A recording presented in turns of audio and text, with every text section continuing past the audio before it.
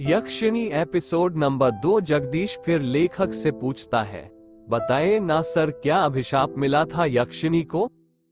लेखक जगदीश के सवाल का जवाब देते हुए कहता है, वो जानने के लिए तुम्हें मेरी किताब के दूसरे भाग के आने का इंतजार करना पड़ेगा, समझे?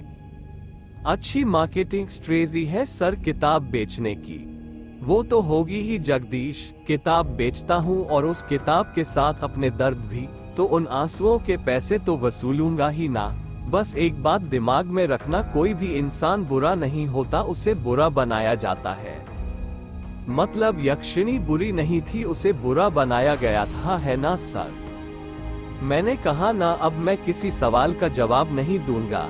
जो जानना है किताब का दूसरा भाग पढ़ के जानना, समझे? बातें करते करते लेखक की सिगरेट खत्म होने वाली थी, उसमें बस 1-2 कश्ती बचे थे। जगदीश हिचकिचाते हुए फिर लेखक से पूछता है, सर एक बात पूछूं? तुम नहीं मानने वाले ना? ठीक है, पूछो। सर आपकी बातों से ऐसा लगता है जैसे आप यक्षिणी को बहुत करीब से जानते हैं। क्या आपने कभी यक्षिणी को देखा है? सवाल सुनकर लेखक एकदम चुप हो जाता है। उसके चेहरे के एक्सप्रेशन देखकर ऐसा लग रहा था जैसे वो किसी सोच में डूब गया हो और उसको कुछ ऐसा याद आ गया हो जो वो जगदीश को नहीं बताना चाहता था। जगदीश लेखक पर दबाव बनाते हुए पूछता है, क्या हुआ सर? आप चुप क्यों हो गए? बताइए ना, क्या आपने कभी यक्षिणी को देखा है? क्या कभी आपका यक्षिणी से सामना हुआ है? लेखक सिगरेट का कश लेकर धीरे से कहता है, मेरा यक्षिणी से सामना नहीं, बल्कि मैंने तो खुद यक्षिणी के साथ। लेखक ने इतना ही कहा था कि तभी फोन कट हो जाता है। लेखक अपना मोबाइल देखते हुए कहता है, अरे ये क्या, फोन कैसे कट गया? लगता है नेटवर्क चले गया। ये गांव में यही प्रॉब्लम रहती है, पता ही नहीं चलता कब नेटवर्क आता है और कब चले जाता है। इतना कहकर लेखक उसकी कुर्सी के बगल में रखी बैसाखी के सहारे खड़ा हो जाता है। वो लेखक लंगड़ा था, उसका एक पैर जो था वो सही से काम नहीं करता था, जिसके कारण वो लंगड़ा लंगड़ा कर चलता था। उस लेखक ने बैसाखी के सहारे अभी 1-2 कदम ही आगे बढ़ाए थे कि तभी कमरे की लाइट अपने आप बंद चालू होने लग जाती है। लेखक कमरे के अंदर लगे बल्ब को देखते हुए कहता है, अरे अब ये लाइट को क्या हो गया अचानक?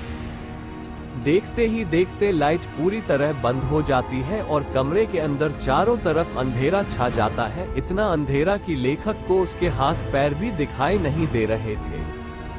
ये हो क्या रहा है आज? कहीं वो आ तो नहीं गई? नहीं नहीं, ऐसा नहीं हो सकता, वो नहीं आ सकती। लेखक ने खुद से इतना ही कहा था कि तभी कमरे का दरवाजा जो बंद हुआ था वो अपने आप खुल जाता है। दरवाजे के बाहर से हल्की सी सफेद रोशनी आ रही थी। लेखक जल्दी जल्दी बैसाखी के सहारे दरवाजे के पास जाने लग जाता है।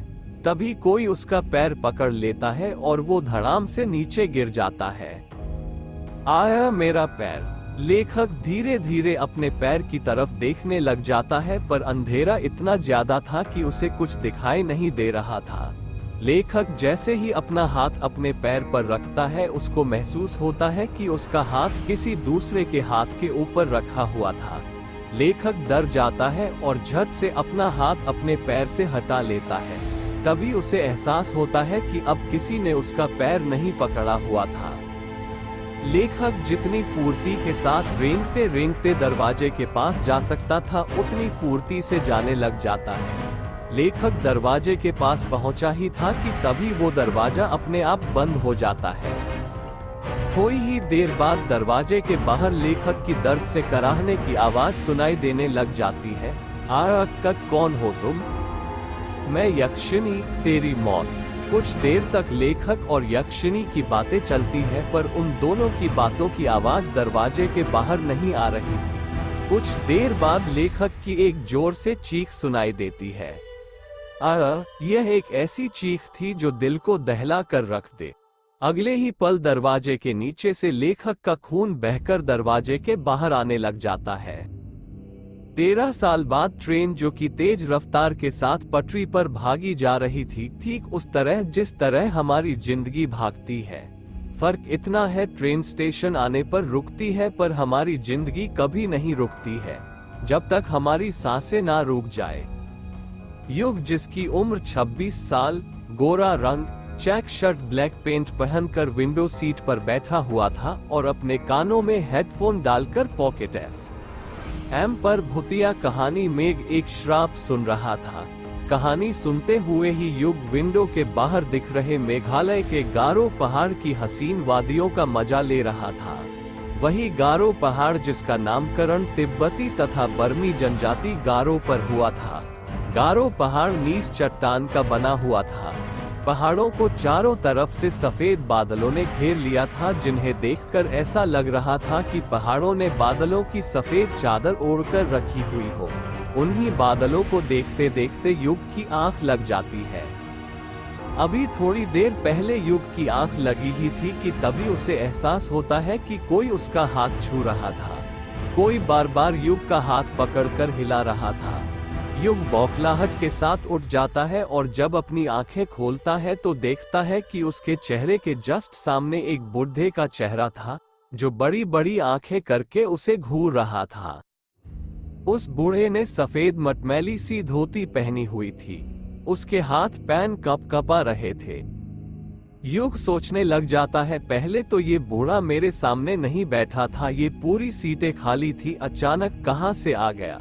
अगले ही पल युग खुद ही इस सवाल का जवाब ढूंढ लेता है और मन ही मन सोचता है, लगता है जब मेरी आंख लग गई थी तब ही आकर बैठ गया था। युग गुस्सा करते हुए कहता है, ये क्या हरकत है बाबा?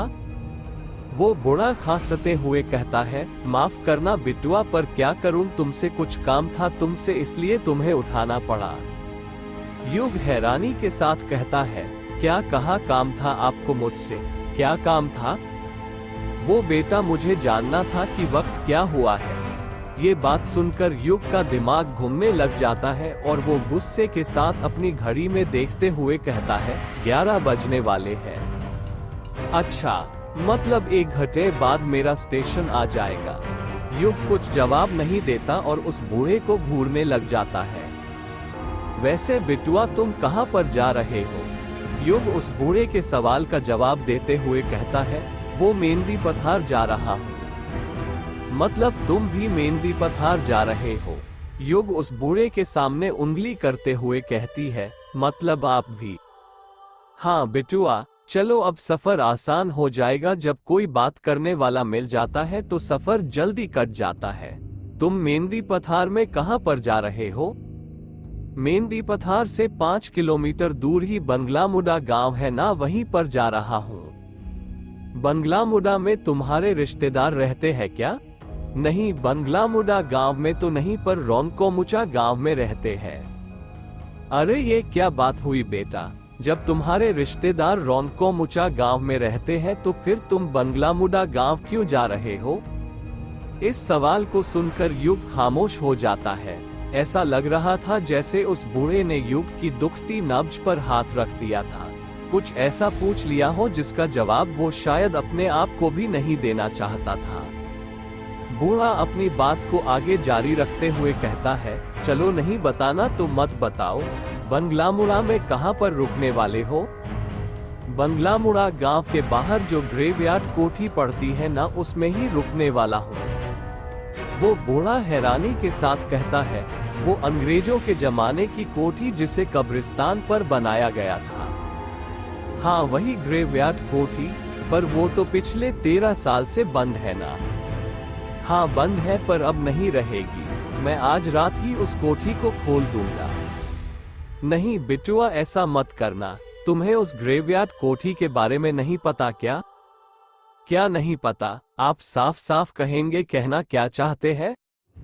अगर तुम बचपन में उस गांव में रहे हो तो ये तो पता ही होगा कि यक्षिणी किशनोई नदी के पास भटका करती थी। युग उस बूढ़े की बात का कुछ जवाब नहीं देता है। वो गौर से उसकी बातें सुन रहा था। वो बूढ़ा अपनी बात को आगे जारी रखते हुए कहता है, तुम्हें पता है उस यक्षिणी के एक नहीं 2 ठिकाने थे। पहला किशनोई नदी और दूसरा ग्रेवयार्ड कोठी। युग हैरानी के साथ कहता है, क्या कहा ग्रेवयार्ड कोठी? हाँ, ग्रेवयार्ड कोठी। गांव के लोगों ने कई बार यक्षिणी को ग्रेवयार्ड कोठी के पास भी भटकते देखा था। यक्षिणी हर पूर्णिमा और अमावस्या की रात मर्दों के साथ संभोग करके उनके दिल का खून चूसकर उन्हें मार दिया करती थी। इसका मतलब पापा ने बचपन में जो कहानी मुझे सुनाई थी वो कोई कहानी नहीं बल्कि हकीकत थी। बिटुआ, किस कहानी की बात कर रहे हो तुम? बूढ़े की बात सुनकर युग अपने अतीत की यादों में खो जाता है। उसको याद आता है वो पल जब वो 10 साल का था और अपने पिता से बातें कर रहा था। पापा पापा, क्या कर रहे हो आप? युग ने प्यार से पूछा। कुछ नहीं बेटा, कहानी लिख रहा हूँ, युग के पिता ने टाइपराइटर पर कहानी टाइप करते हुए कहा। क्या कहा पापा? कहानी? कौन सी कहानी लिख रहे हैं पापा आप? यक्षिणी की कहानी बेटा। पापा, मुझे भी यक्षिणी की कहानी सुनाइए ना। नहीं बेटा, तुम अभी छोटे हो, तुम डर जाओगे। जब बड़े हो जाओगे तब सुनना, ठीक है? युग उदास हो जाता है और मुंह बनाते हुए कहता है, प्लीज पापा सुनाइए ना, मैं नहीं डरूंगा, प्रॉमिस। और आप ही कहते हैं ना कि अब तो मैं बड़ा हो गया हूँ और बड़े बच्चे डरते नहीं हैं बल्कि डराते हैं, तो प्लीज पापा मुझे यक्षिणी की कहानी सुनाइए ना।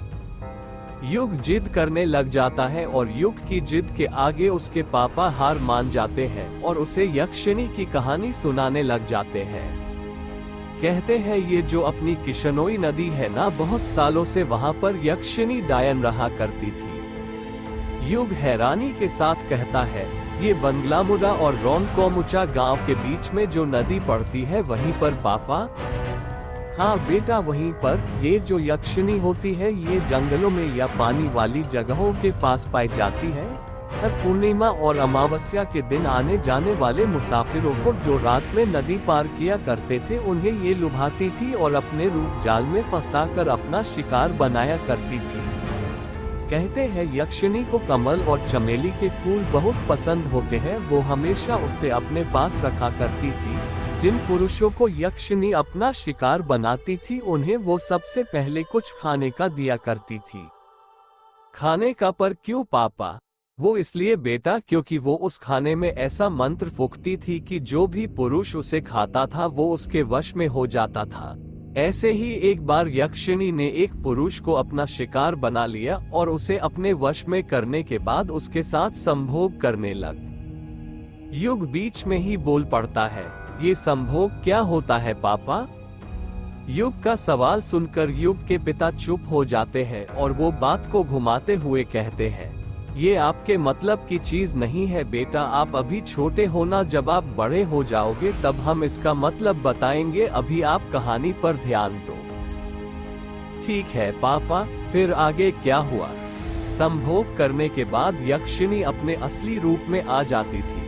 यक्षिणी का असली रूप बेहद डरावना होता है, इतना डरावना कि जिसे देखकर किसी की भी दिल की धड़कनें थम जाए।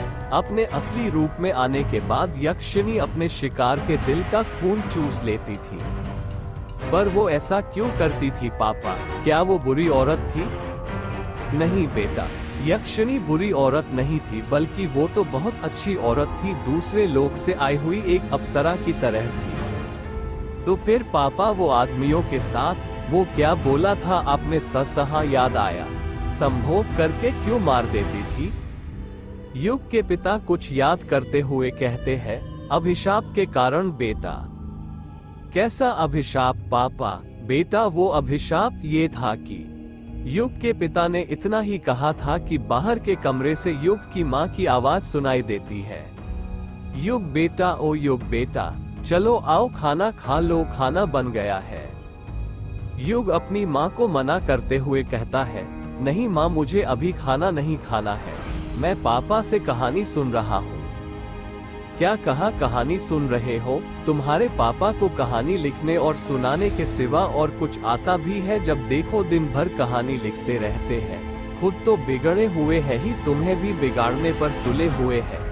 चलो जल्दी आओ खाना खाने, मैंने खाने की थाली बना ली है तुम्हारे लिए। नहीं माँ, मैं नहीं आ रहा, कहानी खत्म होने के बाद ही आऊंगा। क्या कहा नहीं आ रहे? लगता है मुझे ही आना पड़ेगा। रुको, अभी बेलन लेकर आती हूँ, तभी तुम मानोगे। पायल की बजने की आवाज सुनाई देने लग जाती है। ऐसा लग रहा था जैसे युग की माँ युग के कमरे की तरफ आ रही हो। कुछ ही देर में युग की माँ हाथों में बेलन लेकर उस कमरे में आ जाती है। युग को उसकी माँ का चेहरा दिखाई नहीं दे रहा था, क्योंकि उसकी बचपन की यादों में से उसकी माँ का चेहरा मिट चुका था। उसे नहीं पता था कि उसकी माँ कैसे दिखती थी।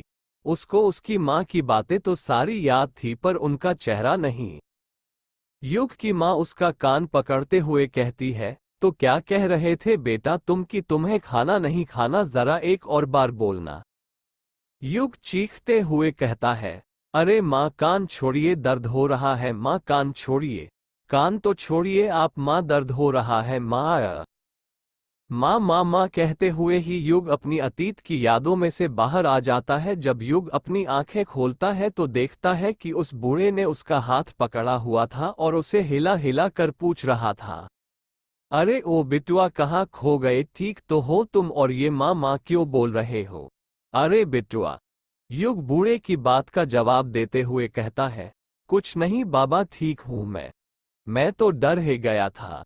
युग बूढ़े की आंखों में देखते हुए कहता है, बाबा एक बात पूछनी थी आपसे, क्या वो यक्षिणी अभी भी मर्दों को अपना शिकार बनाया करती है।